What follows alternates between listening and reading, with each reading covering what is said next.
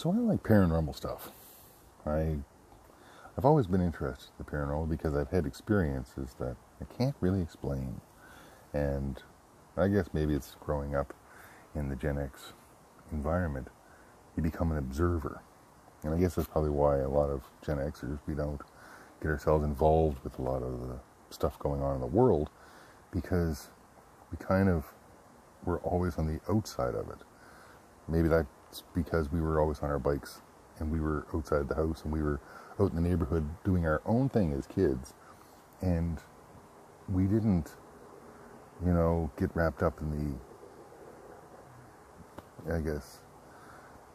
the things that were going on in the world at the time. We were separated from it, and we've always been separated from it, and we just continue that way of our life.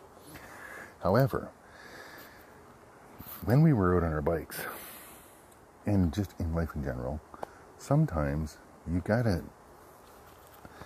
just have experiences you can't explain. And this is one of those moments. So there was a time when myself and my younger brother and a buddy of ours, we were biking on this road. And it was just a normal Saturday. We watched the Smurfs, and we watched the cartoons and stuff, and then we met up on our bikes and just when we were younger, really you went everywhere. There was no you didn't question anything. It was an adventure. And I think that's the other reason too why I always say to get out in nature, because there's like an energy in nature, and the more you're around it and the more you're in that environment, the more relaxed you feel, and the more connected, I guess you could say too, you become to whatever this experience we call life is. And so anyways, we were on this road and we were biking along, and there was trees on both sides of us and everything was going good, and it was just a Saturday morning bike ride. I can remember the time. It was around about maybe 11:30 or something like that. Anyways, so we're biking along this dirt road, and up ahead of us, we see this guy walking towards us.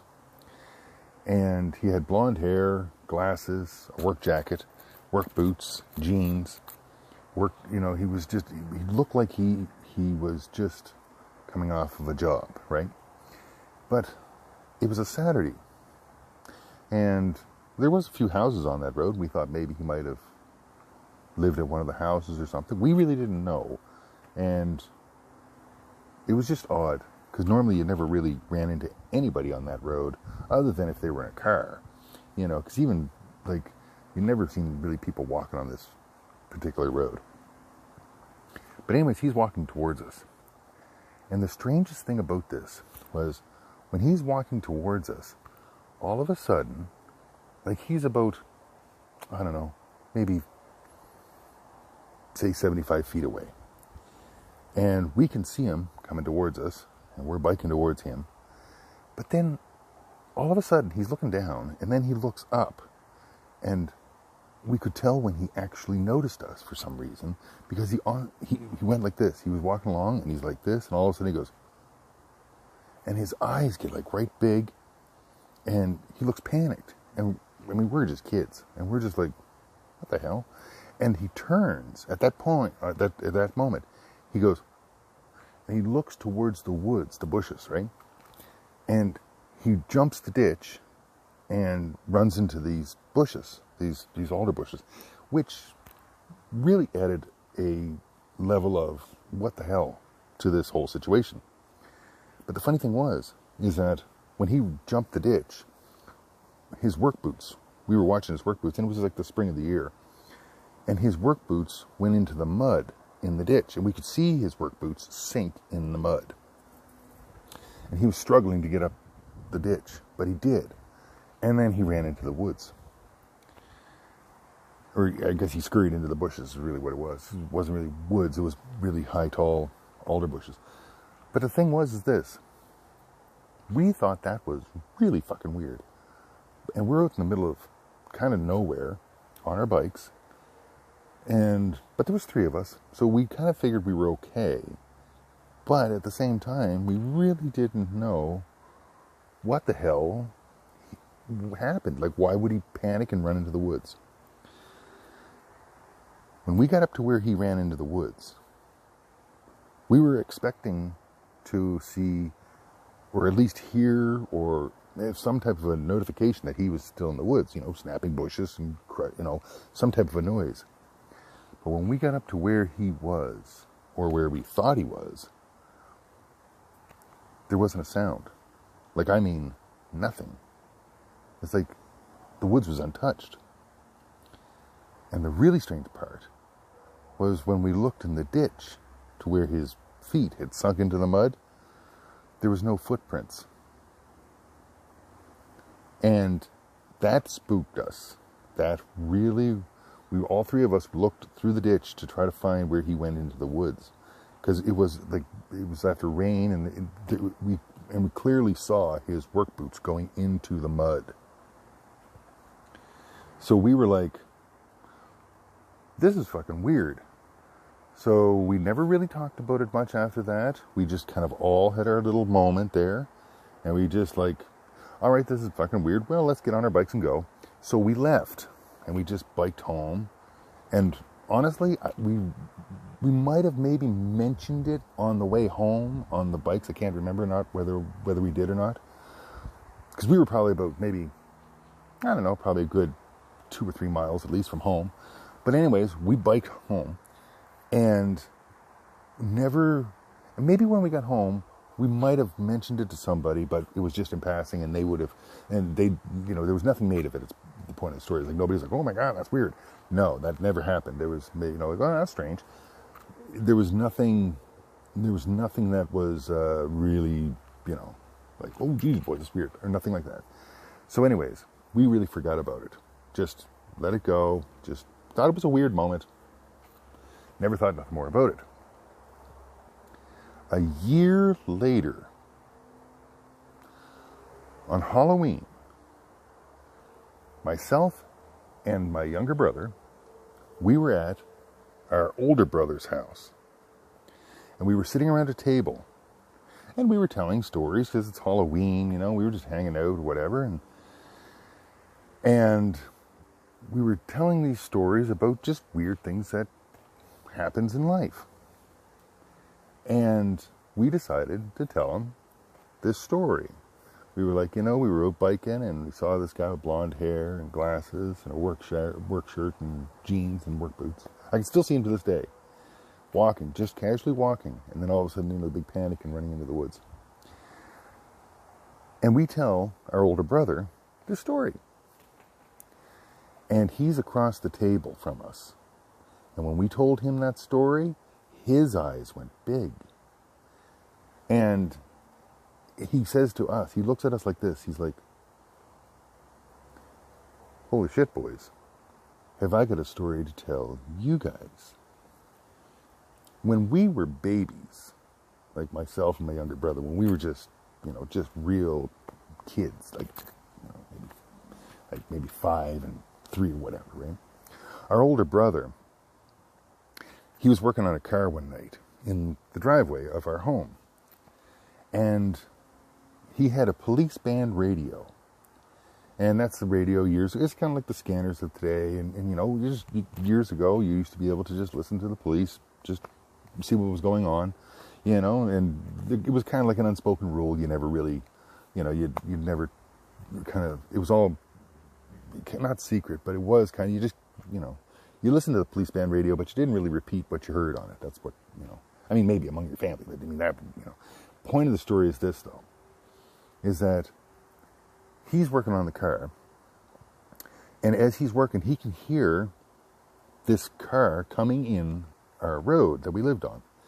And you can tell when someone is really driving fast, right? You can hear that engine roar. And this is back in the days, this would be back in the 70s. And this was like, there was no exhaust. Exhaust, but it wasn't like today. Today you got cars that are crazy fast that, are like 4 cylinders. But years ago, you'd have to have a big motor, and those big motors were loud. And when they really, put heel to steel, you heard it. You could listen to it. You could hear them engines coming like a mile away, right? Well, anyways, he hears this car coming in our road, and this is all dirt road, and this guy is just, he's heel to steel, he's moving. Well, the guy goes past the house, and my brother watches him go past. Now, just past our house, up the road just a little bit, there was a sharp turn. So he thought for sure, at this speed, it was like maybe 80 miles an hour, he thought for sure this guy's going to go off on the turn. But he watches and he goes sideways around the turn and he just keeps going up the road. And he's like, man, that's wild. And this guy just goes flying by. And he goes back to working on his car. Doesn't think too much about it. It was just one of those moments like, wow, yeah, somebody's in a hurry tonight. Anyways, he goes back to working on his car, and he hears about it maybe an hour later, 45 minutes to an hour later, that on the police band radio, a police officer says, listen, could somebody send a coroner out to our road because there's a motor vehicle accident, and there was a fatality. So when he hears that, and it's on our road, well, he goes and talks to our father. And Dad's like, well, let's just take a drive up the road just to see what happened. So they jump in Dad's car, and then they go up the road. And when they go up the road, the same car that went flying by my brother, flying by the house, is sitting in the middle of the road on its wheels, and the driver's door is opened. And my brother said that he could still see it at the time, because he said when we come around the turn, he could see this car, and there was a police car there on the side of the road, but he could see this car in the middle of the road, and the driver's door was open. And the fella who was driving the car, and it was the car that went flying by the house, there it is sitting in the middle of the road, and the driver's door is open, and the guy who was driving the car is lying out on the road, like his head's on the seat and his body's out on the road, right? And his head was turned. It was just like he was asleep. There was no gore or anything. It was just like he was, but poor fellow was dead. And the strangest thing is he was on his way home from work, and he was a young guy, and he had blonde hair, glasses, a work jacket, blue jeans, and work boots. And the really strange part about this story is where that accident happened and where we seen the guy walking on the road was in the same area.